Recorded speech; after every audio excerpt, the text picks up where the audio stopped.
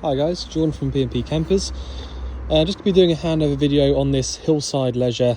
It's a Cromford is the model of this particular little small motorhome. So it's a Hillside Cromford. So what I'll do is I'll start under the bonnet. We're obviously based on the VW Transporter chassis. Start under the bonnet, walk around the outside, and then I will show you through to the inside as well. So under the bonnet is a typical sort of VW layout. We've got your air filter over on the left hand side here, power steering fluid here on the left hand side, brake fluid here at the top, which is then attached to the servo behind it. We've got your engine oil dipstick just down here with the yellow or the orange top. Engine oil filling point is this one just here that says Castrol on it. We've then got your washer fluid just here with the big blue top, and your engine coolant to the right of that here with the pink fluid inside. Over on the very right hand side we've got your engine battery, so if you ever needed to jump start the van, engine battery sits just in here. Nice and easy to get to it as well, as you can see, so you've got really good access to that. Nice and easy to swap out if you ever needed to as well. So that's about it for under the bonnet. Near side front door, there is not much to show you at all, if I'm honest. Some storage in there, a few bits to do with the radio, but not a huge amount.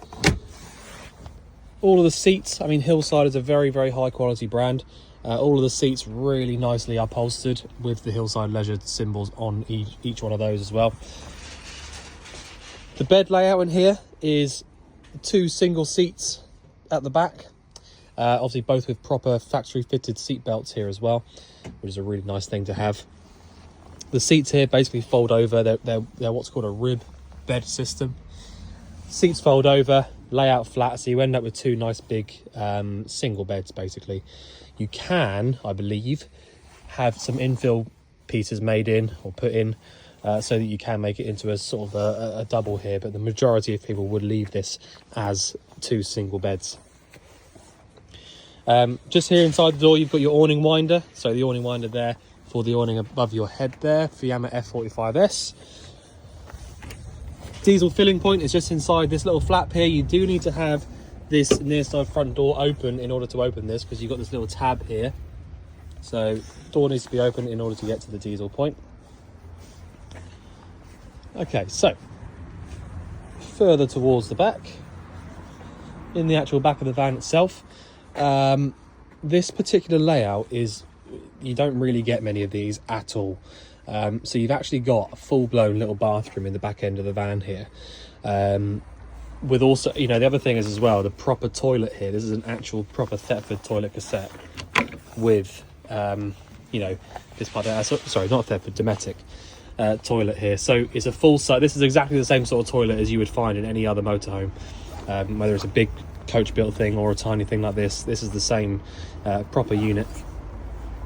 So at the back of the van itself we've got your gas locker down here. It's only a little locker, but to be honest, in this particular van you've only got one thing that actually works on the gas, which is the hob. So it's not necessary, in my opinion, at all to have a big gas bottle and a big gas locker. Be a complete waste of space for me, I would say. So the gas bottle itself, this is what we call a 907. Okay, this is a camping gas 907. So you've literally got, I'll just show you how to use it. You've got this little thing just here. Now basically on the top of the bottle you'll have a little thread here, which this thread goes onto. You spin the bottle onto this, make sure it's fairly tight on this little rubber O-ring, and then once you've done that you can literally open this valve up here and then have the gas coming through to the van. It's as easy as that. Now that is a brand new bottle, so that is absolutely full to the brim, and when you're done with it, close the locker up. The only thing I would say is that you need to make sure that you turn the gas off before you start driving. That's really important. And that's about it, really. What I'll do at the end of the video, before I lock it up, I will put that bottle onto the valve, so you haven't got to do that. But yeah, there you go. So the other thing is the toilet cassette and how to use that. So to remove the actual cassette itself, we lift up on the little green tab down here. We'll then be able to take the cassette all the way out. Okay, So once you've got the cassette to this position here, you'll then be able to take it all the way out. To actually empty the cassette out, you twist this round and empty it out from this little cap just here. When you're actually draining it out, hold down this little sort of green button here at the back, and that will basically just release any excess pressure inside, and it will help you to drain it out from here. Once you've emptied it out and it's completely empty, you put your blue fluid back inside and then give it a little swish around and push it all the way back in until you hear that little click there, and then it's completely locked in. To the right of that, we've got your external hot and cold water point. So whether it's actually hot and cold or not, I'm not sure. Let me just double check. Don't think so, but we'll get to that in just a minute. External hot water point just here. So you've got your plug-in point just here, basically. So you plug that into your external water point there, and then use the thing here for external water. So you would have to have your pump switched on inside the van to use this to get any pressure. But that's basically like your dog wash, boots, that kind of thing. Anything outside is from there. So onto the offside now, you've got your electric hookup point just down here. All right, so your hookup point goes in there. Now that is going to give you access to any of your mains powered appliances. It'll also give you access to using the charger will come on. Any 3-point sockets, so household sockets, anything in there needs to have the hookup plugged in order to work. To the right of that, you've got your freshwater filling point. So if you need to fill up your fresh tank, you can do that from there. Okay, so driver's side front door. I'll just jump in a second. So you've got super low mileage on this one, 65,000 miles. So that is absolutely nothing at all on these little VWs. So nice big screen here in the middle. It's obviously not been fitted by us, but a previous owner has put a nice big screen in there. Underneath the screen, you've got a little air conditioning switch there, because you have got the air con on this. So you can use that by turning that button on just there. Indicators and flash are on this left-hand stalk. Washers and wipers are over on this right-hand stalk. You've got your lights over here to the right, so you can literally turn the side lights on just like that, or main beam like that. You've got your electric adjusting mirrors over here as well. So if you want to adjust your left-hand mirror, you select the left-hand mirror and then move this around like a little joystick and move the mirror to wherever you want to go to.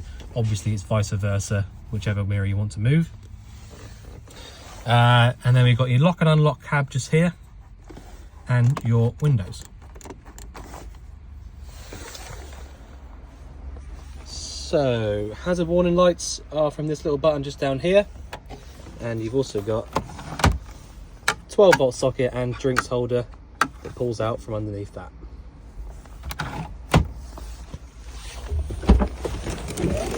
So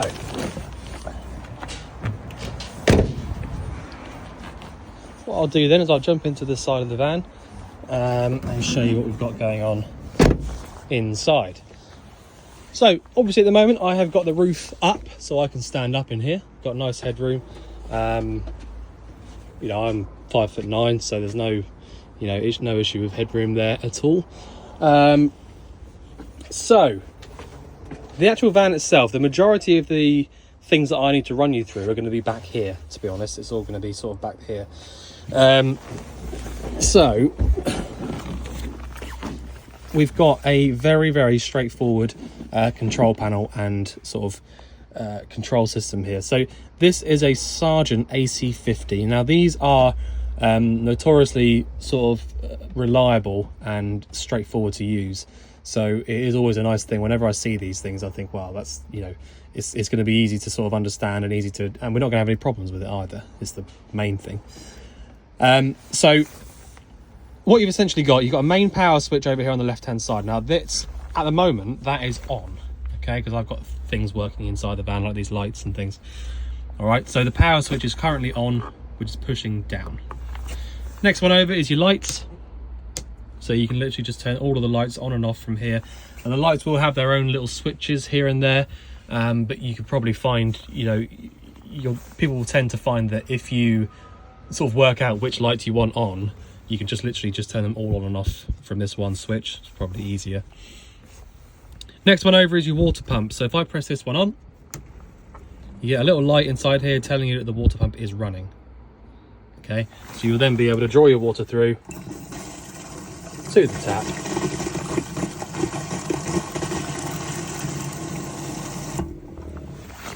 Easy as that.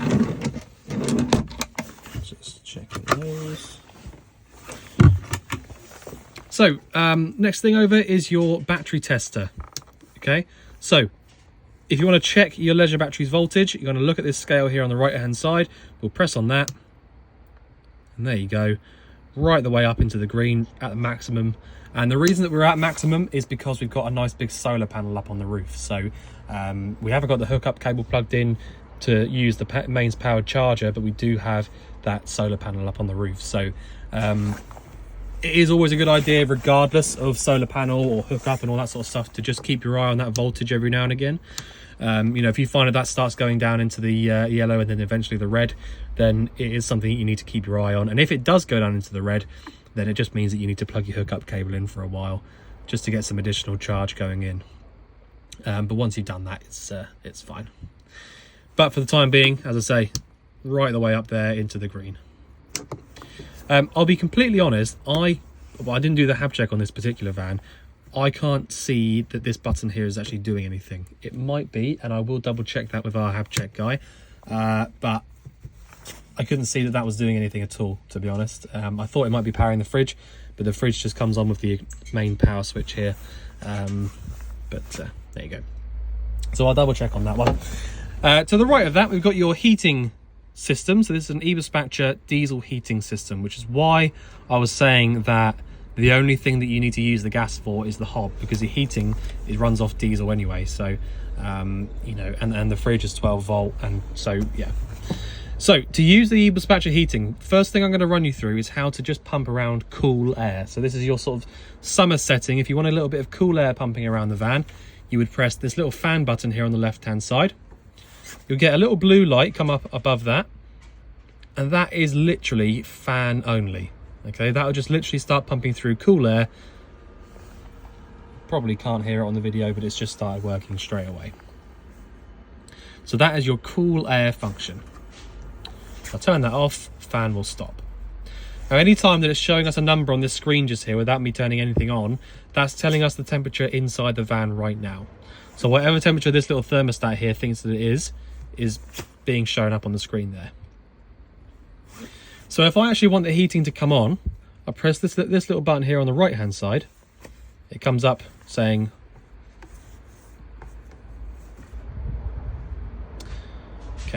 on just then. And then once I've turned it on and it's come up saying on the screen, I can then select my temperature that I want it to be. So to see the temperature that I've got it on, the target temperature that I've got it set to, I press this little button here and it'll come up telling us 20. Okay, so the number that comes up when you press on this one is the target temperature, and the one that comes back up on the screen is the temperature that it actually is. Okay, so I think if we wait a minute, I think we'll get a little green light come up on the screen when the heating comes on.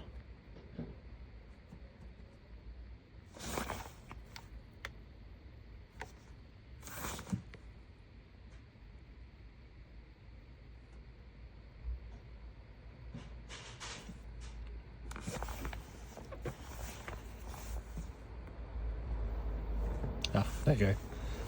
I was probably being a little bit over forceful with it. I was trying to hold the button and things. So essentially you get a green light come up there when it comes on. So it is literally just a case of pressing the button just the once, and then, as I say, you can press this button here to see your target temperature. Now this will basically, if you want it to, if I go down on the target temperature a bit, if you want it to, you can literally set a temperature. So I've set it to 16 now. You can set a temperature and leave it, and it should just sort of kick in and out as and when it needs to. Okay, so you don't have to, you know, turn it on and off all night long or anything like that. You can just set a temperature and allow it to get to that temperature and turn itself on and off. So what you'll also find with the diesel heaters is that you'll find that it will start making a little ticking noise outside the van. That is completely normal, just in case you hear it and think, well, what's going on with that? It's totally normal.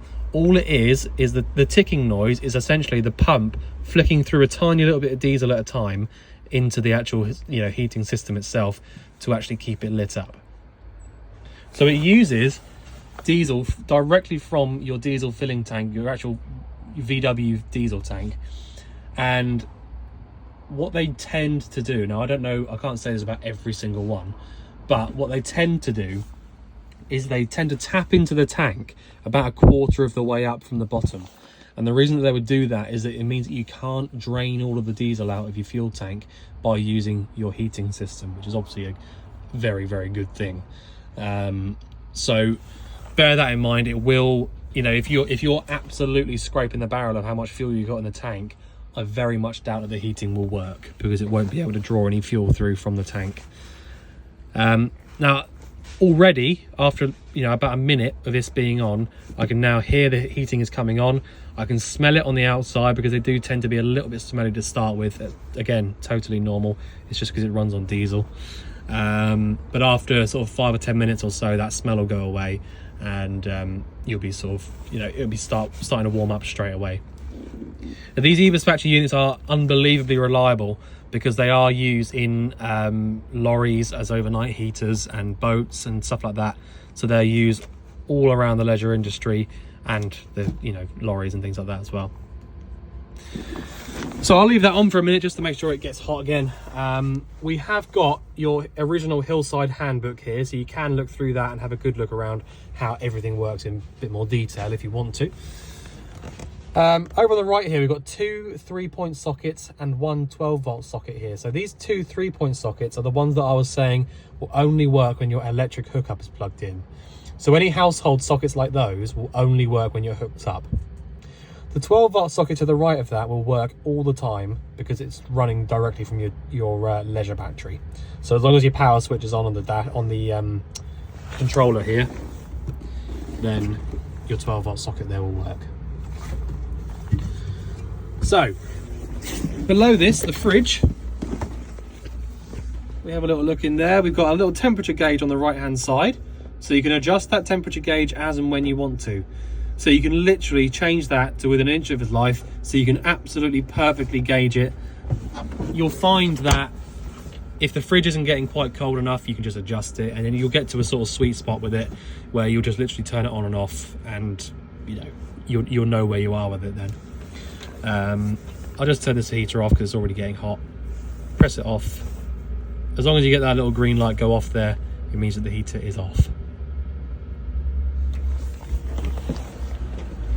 So behind us, we have got your 2-burner hob. So this has got a piezo ignition here. The piezo ignition will literally just light up whatever you want it to light up. Whichever side you want it to light up, you push in and round to the left whilst pressing on your piezo igniter. This is all very easy to use. I will just say the only thing I tend to explain is that it's really important to remember to allow this to cool down before you put this glass lid back down.